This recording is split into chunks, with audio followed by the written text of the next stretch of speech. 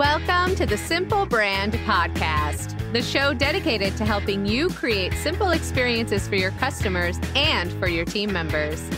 Each week, we're bringing you amazing interviews with business leaders and authors who will teach you how to differentiate your business with the one thing your customers need the most: simplicity. Your customers live in a complex world. Let's make it simple. Now, here's your host, Matt Lyles. Yeah, I've got a confession to make here. I currently run my own business, and for the most part, I'm a solopreneur. And while I love social media, it's not my top priority. It's not the thing that is my sole responsibility in my business. And so for me, social media is just one of those things that I know that I should do. I should be posting on social media. I got to figure out how I'm going to get around to posting on social media.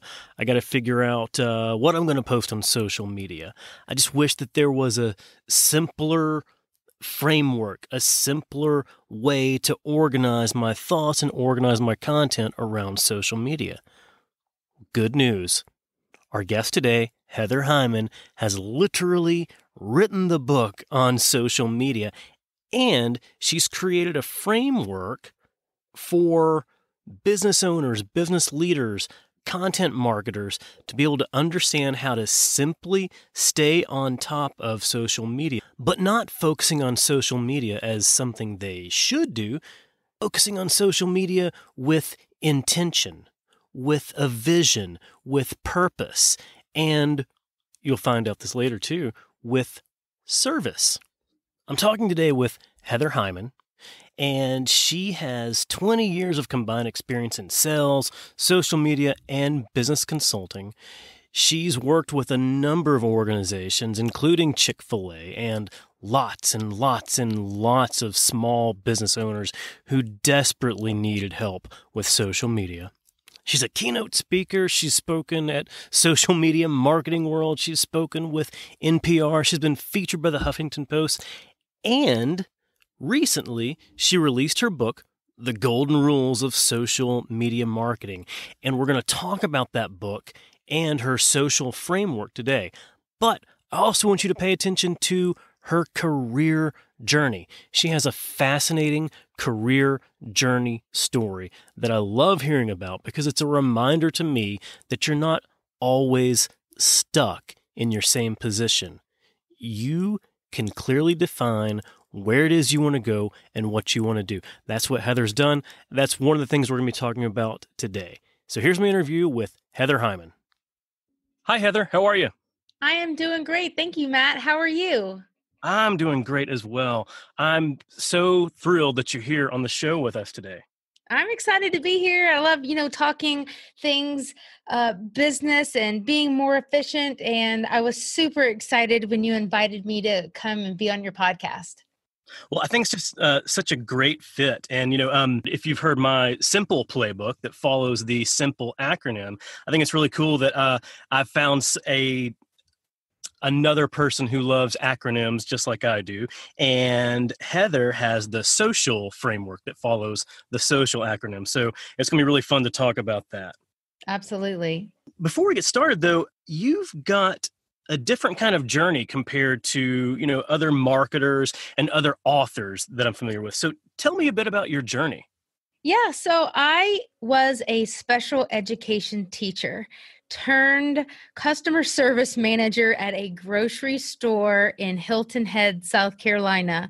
And just due to some really crazy, honestly, kind of tragic circumstances in my personal life, I found myself in 2000 working about 60, 70 hours a week at a grocery store, liking the work, but tired of working crazy hours. And I ultimately, through social media, before you and I would call it social, actually through something called ICQ for anybody listening that was around 20 years ago. Oh, wow. But I met the owner of a digital marketing agency in Hilton Head and ultimately took about a $18,000 pay cut. I was in my mid-20s and pretty much took that pay cut so I could work Monday through Friday, 8 to 5 as an office manager at a digital marketing company. And I pretty much, through the course of about 2.5 years working there, pretty much went from office manager to project manager to graphic designer to web designer, and worked with huge brands, Wilson Sports, Subway, like just really diving into the whole digital space when the whole online, .com boom was coming into play. And then fast forward 2002 is when I married my husband, Wayne, and he joined the military. We moved to Germany. I was kind of like remotely working for orthopedic surgeons. Like all of it feels like it has nothing to do with what I was doing. But I ended up, while I was working for the surgeon, I was recording spinal surgeries in the operating room, editing video, like just doing all this crazy stuff that was a little bit easier because of the experience that I had originally had. And then fast forward 2010, after some years of working in direct sales, I ended up going to graduate school, got a master's in management and leadership. And it was really then that my eyes became open to the possibility of really even what being an entrepreneur even really was. And that's where my personal joy, which had always been once we started having children, is I want to make money working on my terms, on my timeline. And so at first, I got into this space because of the hours, but then it kind of shifted once I went to graduate school. So in 2011, I lived in Kentucky.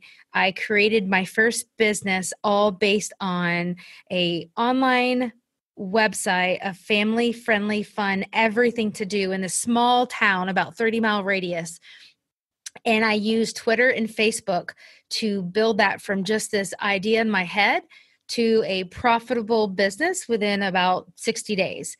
And I grew that business, and fast forward, we ended up moving in 2014 to my hometown of South Carolina. And I still remotely ran that company that was 8 hours away from where I lived. And ultimately in 2014, I was relocated, but loved everything that social media had allowed me to do. And what happened was I just genuinely had people reaching out saying, can you help me? How can you help our Chamber of Commerce? How can you help our small business? We don't understand how social media works and these things that you're posting and all these people are sharing, and it's driving all this traffic to your website and generating all this business.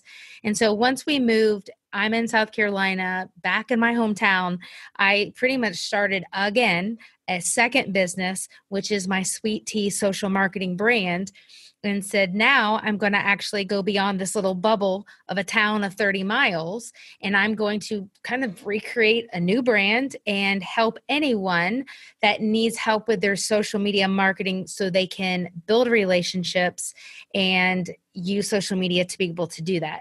And I've refined my messaging, and I realized not everybody is my audience. And so I really have zoned in on wanting to come alongside Christian business owners and entrepreneurs. But what I love is really being able to show them there's a right way and a wrong way to do social media well. And then like I personally use Facebook, LinkedIn, Instagram, and Twitter to grow my second brand. And so that's really where I focus my time and my attention to come alongside and help businesses, as well as like just speaking about it at conferences to help brands do it smarter. Wow, that is a long and winding road, so to speak. I want to take it back to a little bit towards the beginning that you were talking about earlier. So I completely understand, working 60 hours a week in your early or mid 20s, that's not that fun. But you left that job and took an $18,000 salary decrease. Mm-hmm. So help me understand that. I mean, I would think, like most people, and I was this way as well. In my mid-20s, I kept trying to focus on just growing where I was and just trying to increase my salary. But that's a completely different route. I'm curious if you would have ended up where you are today without that big step, without taking that big risk and that salary decrease. Yeah, I mean, it's super interesting. If I look back to all of the work I have done, I genuinely have enjoyed the work. And even in that 60 plus hours a week, I enjoyed what I was doing. Even the mad people that were complaining about issues and dealing with angry people and hiring and firing all the cashiers and baggers. But for me personally, at that time, I really just craved not wanting to be the person working at 10 p.m. I craved wanting my weekends off. I craved just what I felt at the time was normalcy and wanted, quote, a normal hour, like the whole Monday through Friday, 9 to 5 gig. And so for me at the time, I had found myself newly single because I had just gone through a terrible divorce when I was younger. And so I had no one else to really be responsible for. It was just me. And I was like, well, yeah, this is a huge pay cut, but if, as long as I can still pay my rent. And the cool bonus was if you made it to your 1 year anniversary at this digital marketing company, they gave you a bike that you could use. And I was like, I'm going to get that bike and I'm going to go ride my bike on the beach and I'm going to get all this exercise. But for me, money is great. And I genuinely love striving to be able to have more so I can do more and I can serve more and I can be more generous. But for me at the time, it was really more so about going, what right now is important to me is to be able to, quote, work normal hours. Here's an opportunity inside air conditioning that's going to allow me to do that. And this is of interest to me. If I had gotten in there and I was like, oh, this is, a nursing job and I hate the sight of blood, like I would have been like, yeah, this isn't going to work. But what was super awesome is that as I got into that space, I was around really creative people that were open to teaching and encouraging me, and I was able to evolve within the company. That sounds like a really cool environment where you were able to learn a lot that's helped serve you well to where you are today. Yeah, absolutely. And it's like I said, I went from the office manager to the project manager and, the next step, that was really just because I was having an interest. It's not necessarily that, everybody evolved and went through all of those different departments, but I loved, and I didn't really know this prior to this position, but I really loved graphic design and creating graphics and creating websites. And I had the privilege to be able to come alongside other really super brilliant people and get on the job training and just got better at a craft that I was being paid for. So to me, it was just really like a win-win, and something, to your point, that I really feel was a great just like a base layer framework for really all of the future steps. And you got a bike out of it too. And I got my bike. That's right. Congrats. One of the things you mentioned is, so today, your target customer, your ideal client, you said you work with Christian business owners. Help me understand that. Why focusing on that narrow of a niche, so to speak? Yeah, absolutely. So when I moved to South Carolina, that was not the case. It evolved, right? And I was like, here's what I do. I've done this for business. I'm going to now help others. So I would say from 2000 and probably for about 18 months, it was more generic. Like I think if I even look at my very first business card, it says helping small, medium businesses and churches get results with social media. And really, I personally just felt that I love connecting people. And it's really a part of, I'd say, like some of my God-given gifts that I have. And I do love marketing and I do love social media. And so the vision of everything I do is I see myself as being a digital missionary. So if I am coming alongside other believers or other Christians that are pursuing their business, whatever that is, and if I can help them be amplified and have more success, then I'm ultimately able to help amplify the more people that would ultimately come to either hear about Jesus or see people like living out a life for Christ. So that's like the vision of everything I do. And so I just found in 2015, it wasn't a marketing play. It wasn't, oh, I'm going to niche myself as the girl who helps Christians. I just genuinely felt, I want to be a digital missionary. This is who I feel called to serve. And in fact, when I first was making that switch, I was saying I help churches and I help businesses. And I was even getting messed up in my own marketing, because when you're sitting there talking about ROI, it's not the same language that you're using if you're talking to a church trying to get people to their spaghetti dinner. Of Churches course. aren't talking about ROI in their messaging. And so I literally got a piece of paper out and said, okay, in the last 3 years that I've been helping people in Kentucky and then here, 97% of all of those clients are small business owners. So even though I have a heart to help the church, I'm going to align my expertise and my experience with what makes the most sense. And it was business. And so I kind of shifted. It doesn't mean I don't help churches. I might do a blog post that's super specific and say, 7 ways for churches to more effectively use social media. But I just really felt that my experience thus far had been with business. And a really cool thing happened, Matt. Once I made that shift, I still got leads to work with churches. I still got invited to speak at crisis pregnancy centers and talk about social media to grow those brands. But it's because people could go to my website and I wasn't keeping it a secret, I guess, what I stood for.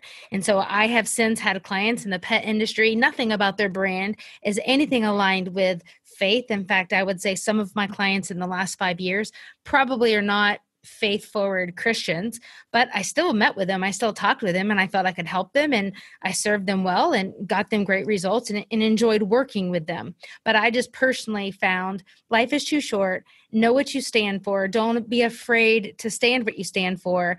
And I feel it just makes it even easier for customers to be able to make the decision, am I a good fit for them? Not just, are they a good fit for me?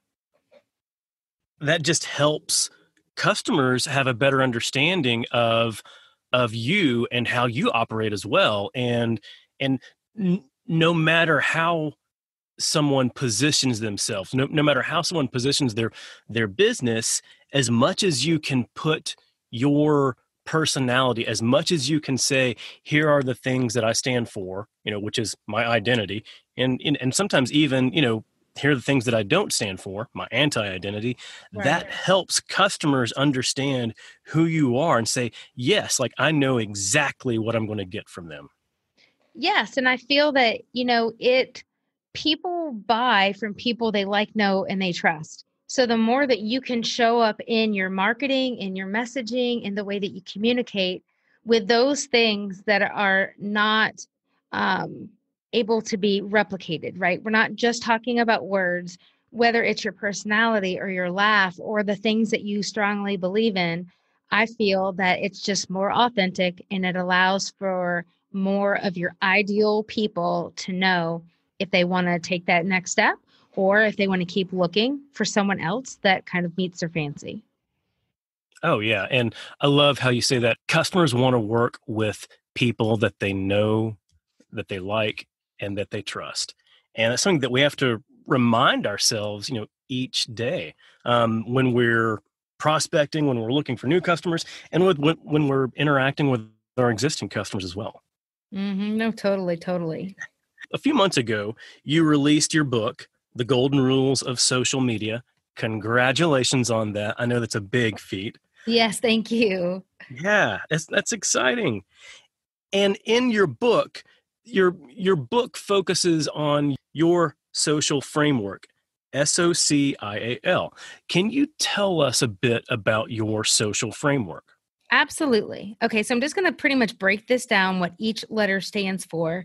And Awesome. so the S is for strong foundations. So you have to know who you are, what you sell, and who you serve. And that has to be super solid because it affects everything else in your social media marketing strategy efforts.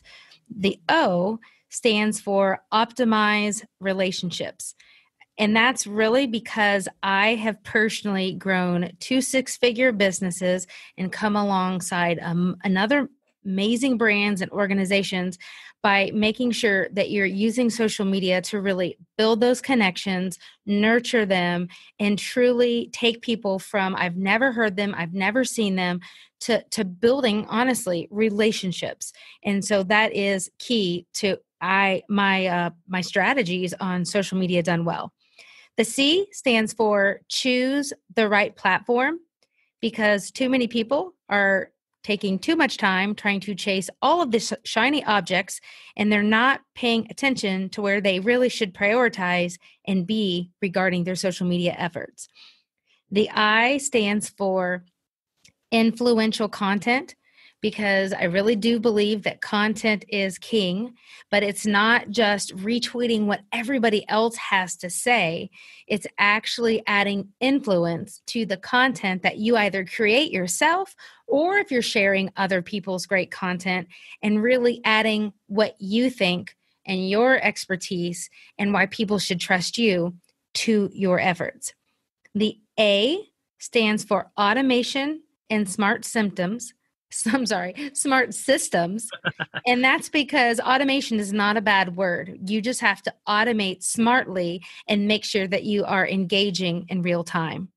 And the L stands for legacy and kingdom impact, because I feel regardless of whether someone is a Christian or not, your efforts in your business can truly add legacy impact, whether it's for your kids, your grandkids, people beyond you. And so I think that when you show up in business, social media specifically, and you incorporate into your messaging why and how your business is actually trying to make that legacy impact, people want to raise their hand and come alongside on the ride, especially when you are aligned with causes or ideas or situations that align with what's important to them as well. I love how it follows like a format that focuses on a foundation and then kind of builds from that. It reminds me of like different hierarchies, like Maslow's hierarchy, making sure that you have the right things in place first before moving on and focusing on some other, tactical or execution things, and then the end result. I want to get down to that foundational level, with the S in social. So understanding what you stand for, understanding who your customers are. I have a lot of people that will tell me, my customers are everyone. If they're a human being, they're my customer. I want to reach the whole world. So what would you tell somebody that says that's their customer? I mean, the reality is everyone is not your customer, and that is not a negative. I think sometimes people say, oh, I've got this product and this is for anyone that's 9 to 99. I've heard that a couple times, Matt. And I say, actually, no.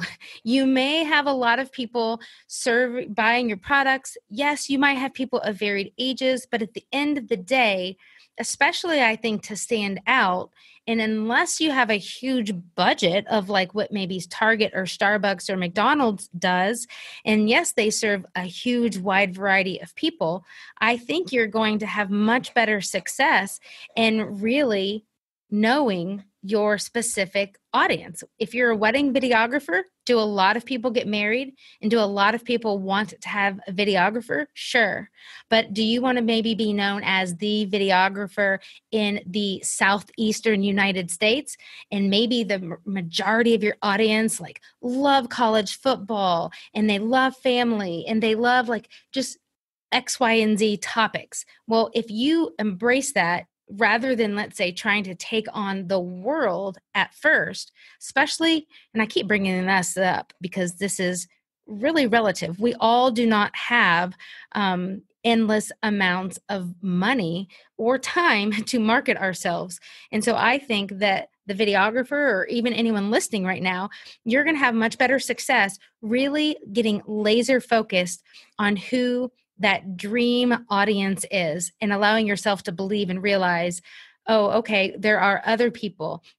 Maybe my dream customer shops at Trader Joe's and they're not the coupon clipper, and because that's going to impact the type of content you post on social media.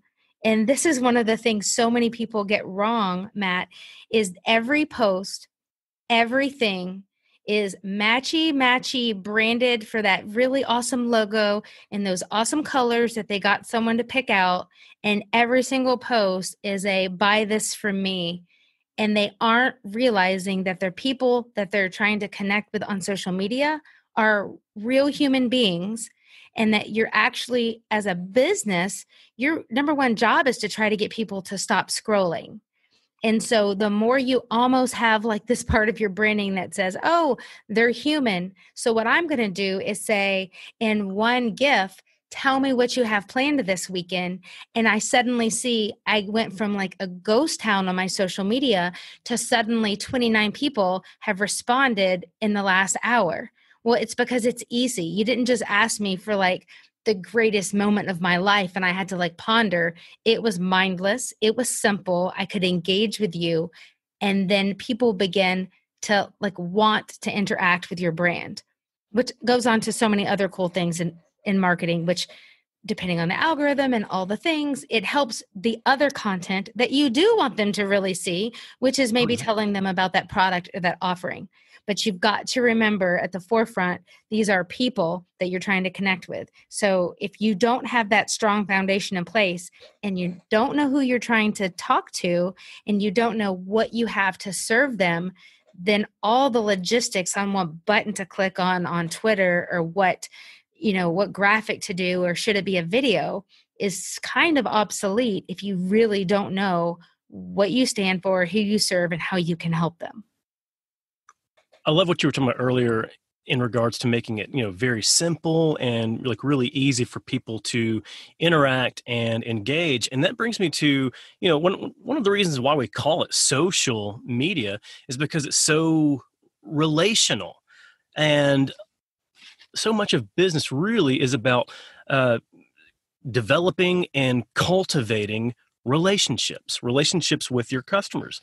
So what are some ways that business owners can better foster their relationship with the customers?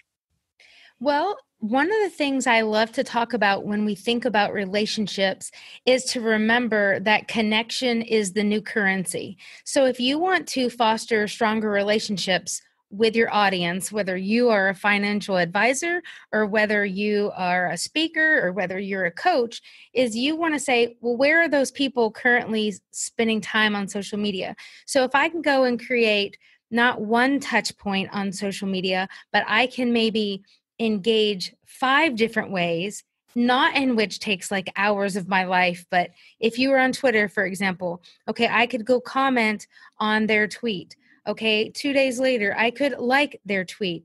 3 days later, I could add them to a Twitter list called Smart Professionals in Finance. And I'm going to just maybe on that different day, just look at that list and just go engage with them. And maybe on a different day, I'm going to retweet them.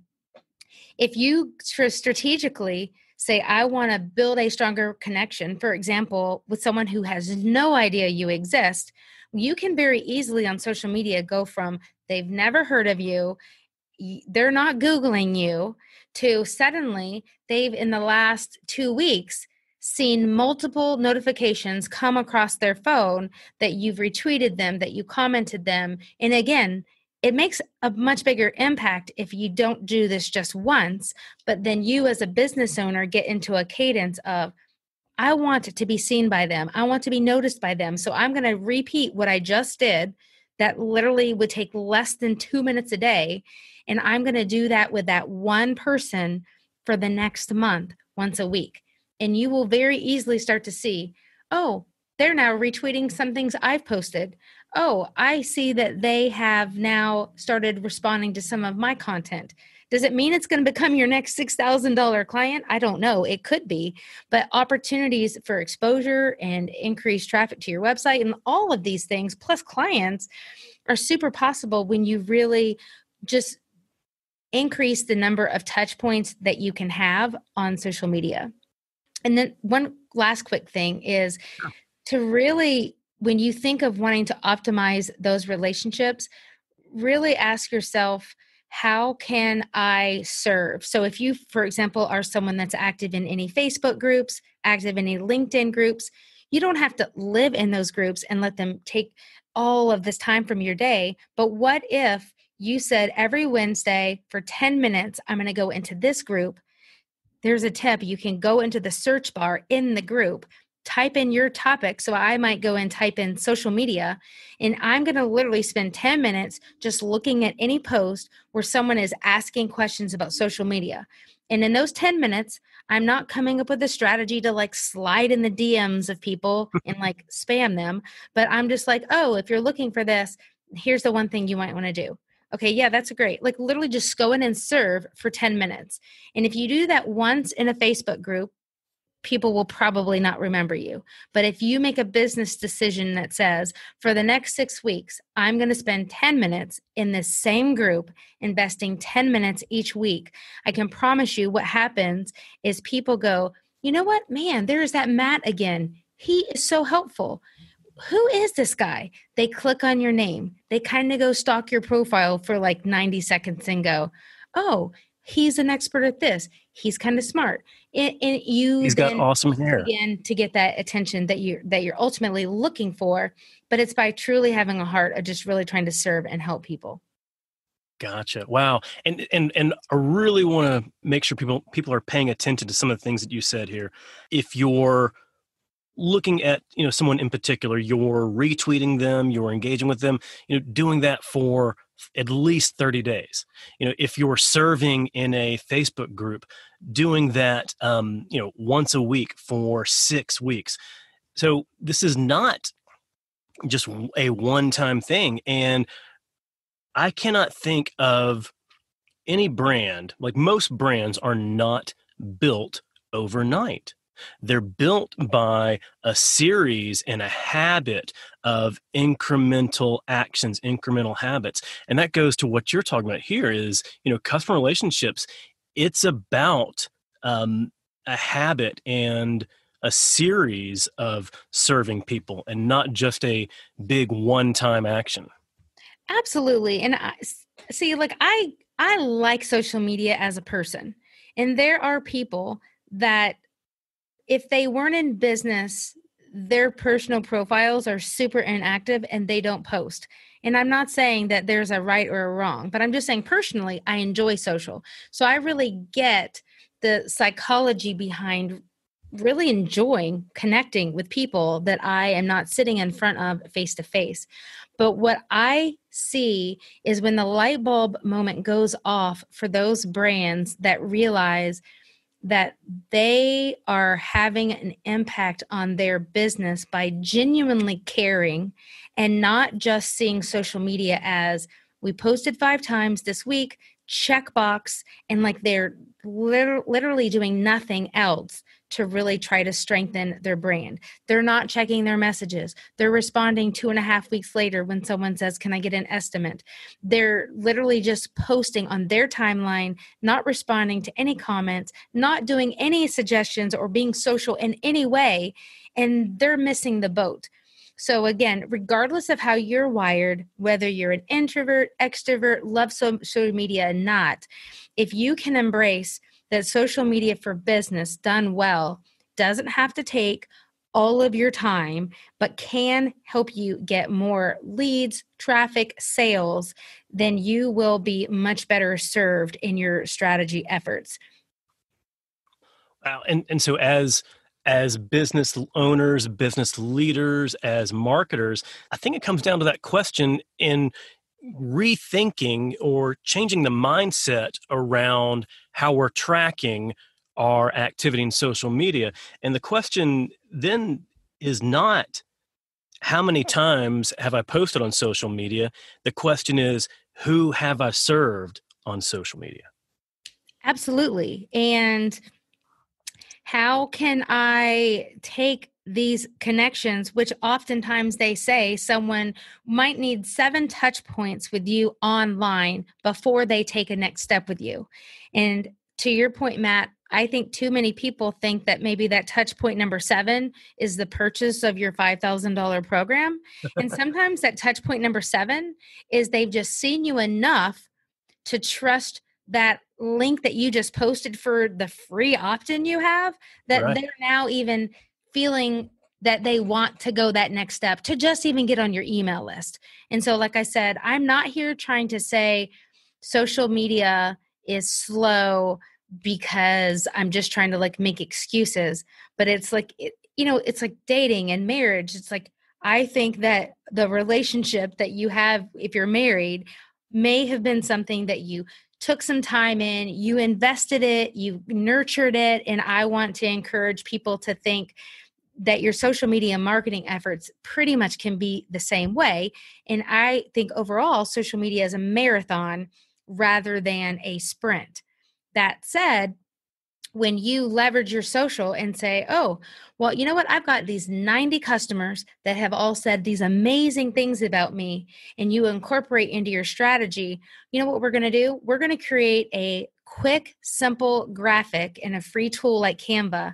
And we're going to actually take those words that we got in an email, and we're going to get permission from that person. And we're going to actually turn that into a graphic, a social media post.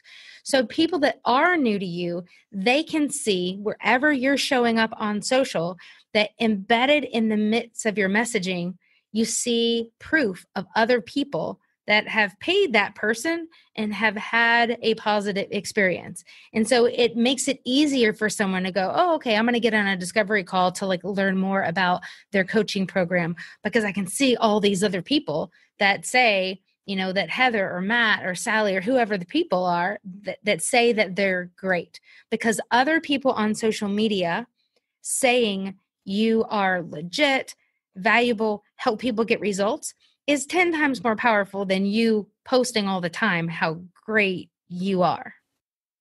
Oh yeah, that's the social proof. Totally. And I'm going to go out on a limb here.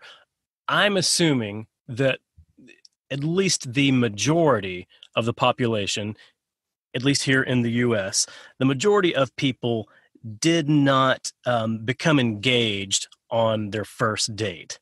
Did not become engaged to be married on their first date. That's right. There's a couple stories out there of people that had super short dating periods and they're still married 25, 35, 50 years later. But for the most part, I would say that that's not the average.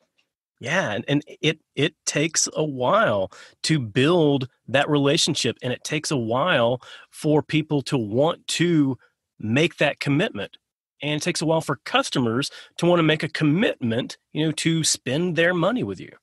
No, totally. And I think that, the biggest thing that people regarding their social make is they try to spread themselves too thin. Because, Matt, we could sit here all day long and say, what's the best social platform? There's great things for Twitter, Pinterest, LinkedIn, Instagram, all of the things. But the number one question everybody listening right now needs to ask themselves is, where are my customers?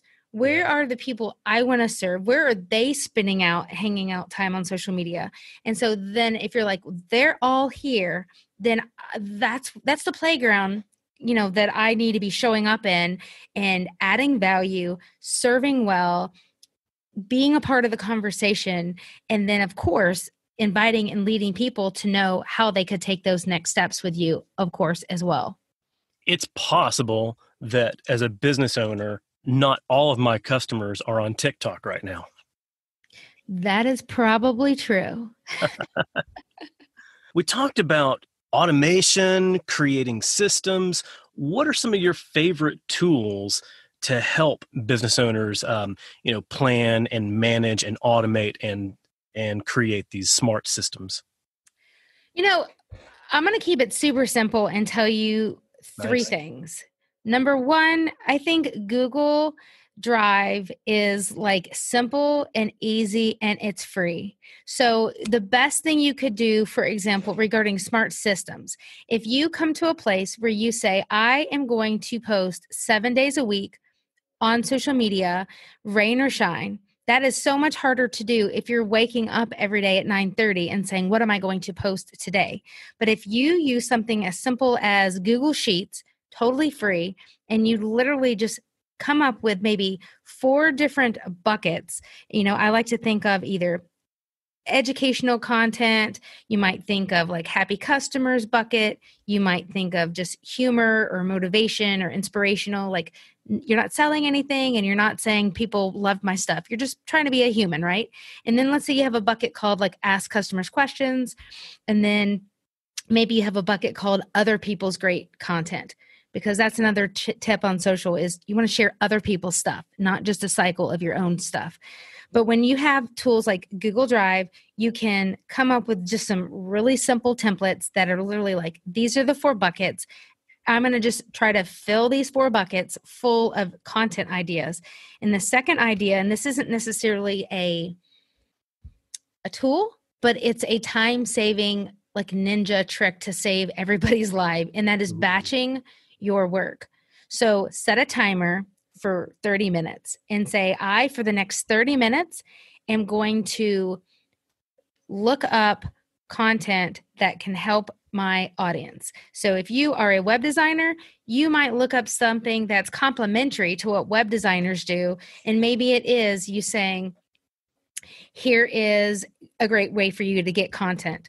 And you're just literally pulling from other great resources. You're using Google, but literally batch your time and say, I will do nothing else for 30 minutes. I'm looking for content. I'm not answering my phone. I'm not checking email. I'm not calling to see if Matt has reached out to me. I'm doing nothing except for that for 30 minutes. And you will be completely amazed at how you will be so much more efficient. And again, if you go in those 30 minutes, if you find 17 great web articles that would be fantastic for you to post on social, it doesn't mean that you go post them all 17 of them within 17 minutes of each other, but it just means you copy and paste that URL for those 17 documents, and they're literally right there on your Google Drive folder.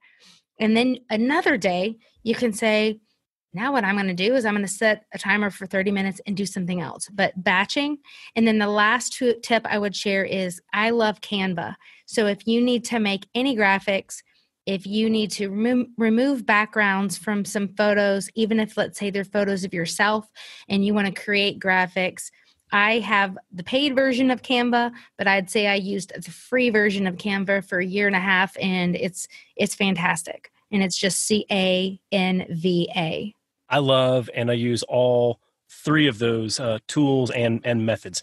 I think maybe like a handful of months ago, I made the decision to switch everything over to Google Drive, and that's where I manage everything, and it has been so simple for me. I use Canva, and I'm so surprised at some of the things that I'm able to create with Canva.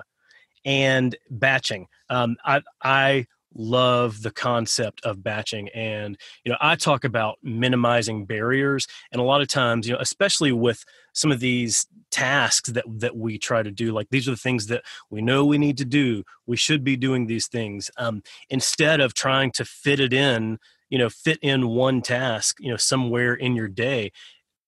Set a time on your calendar, like you said, 30 minutes, and batch, a handful of whatever tasks you're trying to crank out, batch them all together in that short time period. And that really minimizes that barrier of trying to figure out when, where, how am I going to get it done? When we talk about social media, a lot of times, we'll see businesses experience some sort of crisis, whether it's a PR crisis or something that maybe they either posted or said or did on social media. And large businesses, they've got a whole PR team and maybe even PR agencies working with them to help mediate and manage through this crisis.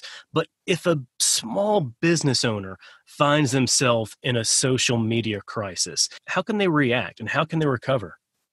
So one topic or tip, I should say, to maybe be proactive is to make sure that you have Google Alerts set up, totally free. Just go to Google, type in Google Alerts, and you can pick any string of keywords. It could be the name of your brand. It could be your name, and you will get a notification based on if you say, I want you to send me this immediately, and you'll get notified if that is basically put out anywhere on the web, which is super helpful, especially if you have a small team, if you want to be able to be notified immediately if you somehow or your brand is brought into the news. So that's one suggestion, to just try to be as proactive as possible.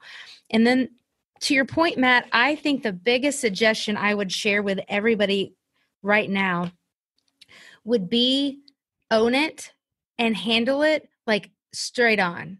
which I know for a lot of people, they're like, oh my goodness, I don't like confrontation, or oh my goodness, like I'd rather just like crawl under the covers and just like pretend this isn't happening. I'm not encouraging you to be rude or like to like go down the wrong road on social. In fact, I've got a whole part, one of my golden rules in my book is know how to handle your haters the right way. But what I want you to say, if there's something that's happening, if it's because of there was a bad customer service issue, if it's because you ran out of a product and people are upset, like whatever it is, like handle it. And I think that the more you just literally share your heart in a respectful, professional manner on social media, it puts your voice out there. It avoids people speculating, and it just allows for you to share exactly what's happening. If you've had to increase your prices because maybe, let's say, your meat suppliers or X, Y, and Z at your restaurant have become more difficult, and you suddenly have to say that your meals are no longer $8.99, but they're $13.99, and people are just crazy upset, or maybe they're even taking to social media. I mean, either consider creating a short video with you as the owner and just literally in 90 seconds say, hey guys, we just want to let you know right now that circumstances have changed. And so our costs have significantly increased. And as much as we hate to have to increase our prices, as a business, we've had to take X, Y, and Z measures in order to be able to still show up on a daily basis to serve you. Now, at the end of the day, people still might be not happy that the prices are increased, but anybody, I would say, with any empathy is able to say, like, yeah, they're not just totally raising this completely out of the blue 30% to where it was 2 weeks ago. And it's because you show up and you actually respond. And again, I think that there are business owners that there has been something that truly is a fault of the business and they just want to hide. But I think that your customers and your brand would be far better served if you just literally tackle it straight on, but maintain the professionalism with kindness as you translate that message that really aligns with your organization. Oh yeah, and you talk about when the customer sees that, then there's the ability for the customer to empathize with the business owner and at least understand, what they're going through. On the flip side, I think, at least sharing the information and, owning it and doing all the things that you just described is a way to empathize with the customers and helps the customers understand that their concerns, their voice was heard, and they're at least understood, as a customer. May not fully change everything, but at least they were heard. Absolutely. And to your point, that brings up something I want to share is sometimes if someone gets a negative comment or a negative post on social media, even if the business wants to address it, and I'll have companies that we're not necessarily doing their social media. We're just kind of consulting them. And I'll say, hey, there's this post, from May the 17th where someone asked this question. Have you handled that? And they'll say, oh, yes, we took care of that. We private messaged them. And so I'm trying to explain to them, as well as everybody listening, I'm like, that's good. I'm super happy that that one person understands, but here's how it looks on the outside. On the outside, to everyone else, it looks like someone has asked a question on May 17th, and now fast forward, 12, 13 days later, it looks like your brand has not acknowledged them. So even if you, let's say, and I'm a huge advocate, try to take things offline as much as you can. Don't get into this bantering back and forth. You still want to make a public post, even if you don't want to go into all the details of just saying, Sarah, I'm so glad we were able to send you the information that you requested, period. It just forward facing communicates to other people that are coming to engage with your brand that you are responsive and that you're listening to what people have to say. It sends that signal, and everyone can see that signal and realize, oh, you know what? If I ever have a problem or a concern, I know that they'll handle it because they handled it with this person here. Nope, absolutely. We are in still a difficult time right now, especially for small businesses. We're still in the current coronavirus pandemic, and there's lots of different communications and actions that business owners are trying to consider, especially based on where they're located. And I see a lot of businesses that tend to have, I'll call it paralysis on what to post on social media. And so with that, it just looks like they're just staying silent. What advice do you have for small business owners during this time? I think that the number one thing, I mean, don't get me wrong, I totally realize that right now for many business owners, things may not be going well. But I also would like to share for many businesses, things are going very well. People might be having their best year yet, and they might even have some guilt associated with that feeling because they look around and they see so many others that are not in that same boat. And so here's what I have to say is if you have a product or a service that can serve someone well today, that you are doing a disservice by stopping, showing up, and being available and actually being able to be a part of that solution. If your business has maybe shifted, for example, if people cannot travel in your state and you maybe have a business where the number one thing you do is set up vacations for families, and you're like, they physically cannot pay for what I need because they can't vacation right now, then the number one thing I would suggest you do during this time is you literally show up with value that helps people with just continuing to build that trust and that authority for what your expertise is. So if you're imagining that things are going to be very different 9 months from now, well, look on a calendar. What's the weather like 9 months from now? What types of vacations that time of year are typically most popular? And begin literally trying to get in the minds of the people that are desperate to want to have something else to focus on than what they can't do now, but what they might be wanting to do in the future. And that could possibly say, hey, have you ever thought about taking this kind of vacation? Well, if you have, because it's located in this particular part of the country, here are 5 things that you could do now that would make that be a possibility. You could get passports for your family. You could do this. You could do that. So you still have a way, I believe, to just really nurture and educate with just content that's relevant to what you do that might be able to solve the future needs of the customers that you have. And then the last thought I would like to share on that is for those people right now that may just have that business that still can help and still serve people now, I think that you don't want to try to dampen the light of the success that you're having and just always try to shift the mindset of what problems are your ideal customers having and how can you be a part of that solution. And that even just goes back to every single person listening right now should be able to make a list and say, these are the 10 questions I get asked over and over and over again. And you need to go and create 10 different social media posts for each one of those. And just think bite-sized pieces on just really trying to make yourself be seen as that go-to person. And I just want to share this. It's like this past spring, taught for the very first time as an adjunct faculty at a college in my city in Columbia, South Carolina. Well, it's all from a social connection from my high school chorus teacher. Well, the last time I saw my high school chorus teacher was at my 10-year high school reunion, which that was in 2003. So it's been a long time since I saw him face to face, but he sees what I'm doing on social and he's like, Heather, I'm like so impressed with everything you're doing. I've got this recommendation. I'd like to give your name to this college that's looking for somebody. Or is that okay with you? So it's like, I just think people need to just keep showing up, keep authentically celebrating the wins in your business, bring people along on that journey. And I think that sometimes when you might just start to feel people don't need this right now, you never really know exactly the circumstances of the people that are following you, as well as all of those people that those people know. And you've got to just always try to look at social from the big picture. And that goes back to what we were talking about earlier in regards to your approach with how can I serve someone today?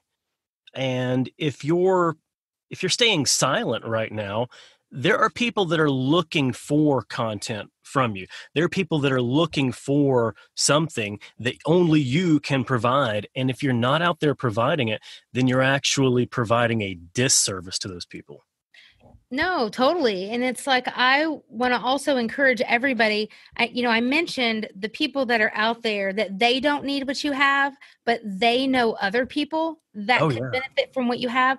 I think you sometimes, it's hard as business owners to think of it this way when you think of social, but real life scenario, if I know someone that's looking for an accountant and I have someone that comes to mind, maybe not everybody is wired this way, but I would say many people that are very active on social media is people are going and checking you out before they even call you. They're looking at your social, they're looking at your website. And so if the person that I know is awesome at accounting, on their social, let's say even their top number one place that they quote want to be active on social, if they haven't posted since September of 2017, that literally makes me a little nervous to recommend that person to someone else. Because whether we want to believe it or not, when people come to your social and they see you haven't posted in a long time and you're not consistent, you are no longer seen as a relevant, viable option for today. And so I just want to encourage you, even when you know this accountant is fantastic, when I go and make a recommendation to someone else, I'm putting my brand on the line by saying, this is someone that you should recommend. And because what I do for a living is social media, I really try to come alongside owners and entrepreneurs that are walking the walk. So yes, this might sound really terrible and you might not want to hear it, but people are judging you based on how you are showing up on social media, and they are making decisions whether you are honestly credible to follow. But even the people that already do genuinely, would probably say, yes, I like them, I know them, I trust them. They're kind of super hesitant to raise their hand if you're not stepping up and genuinely saying, I would like for social media to be a place where I actually look credible. Oh, super insightful. Heather, we are learning so much from you right now, but I know that you've got a lot more to teach others. Where can people go to learn more from you? Yeah, so going to my website, sweetteasocialmarketing.com, is probably the best place if you want to have access to my podcast, lots of free content, and just resources. And if anyone right now has ever struggled with what should you post, I've got a completely free 31-day social media content calendar that you can access. Just go to sweetteasocialmarketing.com/content calendar, and you will be emailed within minutes that PDF document that I think will immediately get your wheels turning on what those things are that you can be posting to get engagement and get the right eyeballs that you want on your business. Oh my goodness, that's a huge gift that will help a lot of business leaders out there in understanding, okay, what do I need to do? What do I need to post? And just kind of go ahead and just have that plan, and that frees them up to be able to focus on other things. Thank you for that. Yeah, absolutely. Well, and before we go, I want to ask you one final question. If you were to create a soundtrack for Sweet Tea Social Marketing, what songs would be included? Okay, so this kind of goes back to my vibe of just music I've enjoyed. So it could possibly feel a little bit out there, but here it is. So the first one would be Ice Ice Baby by Vanilla Ice. Oh my goodness. Second one would be Motown Philly by Boys to Men. Wow. Song number 3 would be Speak Life by Toby Mac. Number 4 would be My Heart Will Go On by Celine Dion. And the last song will be by Francesca Battistelli, and it's called Christmas Is. And I listen to that song year round. Wait, you listen to that year round? Why? Yes, the whole CD, but that's my favorite song. Little known fact, I listen to Christmas music year round as well. Oh, great. So I'm not alone. That's right. Wow. Oh, that's I love that playlist. And I can definitely tell that you graduated in 1993. Yes, you can. Yes, you can. Awesome. Well, Heather, thank you so much. I'm so grateful for you being here with me today. We have learned a lot, and is certainly more to learn from her. So you can go to her website and go and download your content calendar. Heather, thank you so much. Absolutely. Thank you so much again for having me. Hey, I hope you enjoyed my talk with Heather as much as I enjoyed it. And be sure to check her out. Go find her at sweetteasocialmarketing.com.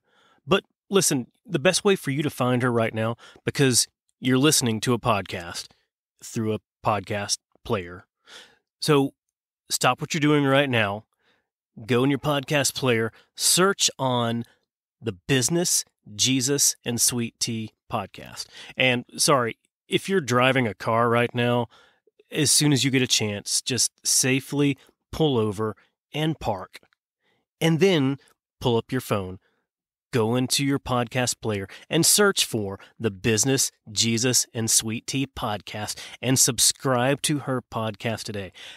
She has lots of fun guests that talk about social media and marketing, especially as it relates for you to make it more simple for your business.